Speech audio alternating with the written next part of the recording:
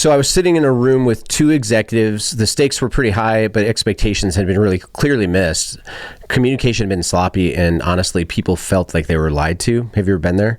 And then one of the leaders did the bravest thing I've ever seen. He leaned in, he opened up, and he laid his disappointment completely on the table. Not to attack, but he wanted to try to find out like what was the path forward, right?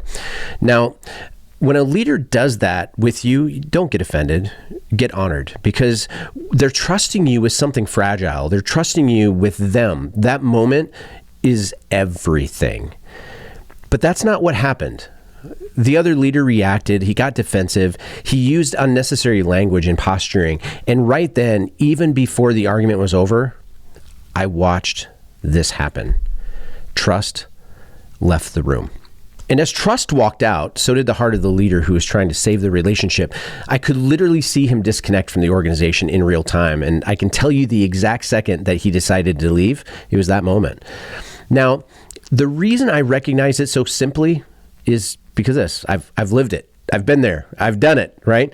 I've left organizations because leadership chose to react instead of listen, dismiss instead of understand, minimize, ignore, sometimes even gaslight. Have you ever been there?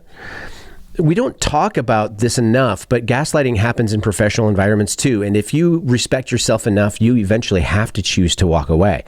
So here's the leadership lesson that nobody wants to talk about out loud.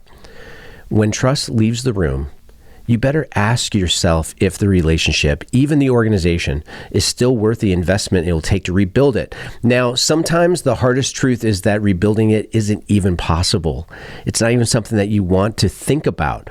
Now, so hear me on this, is that if someone is brave enough to bring you their pain, do not punish them for it. That moment is a gift. Don't miss it.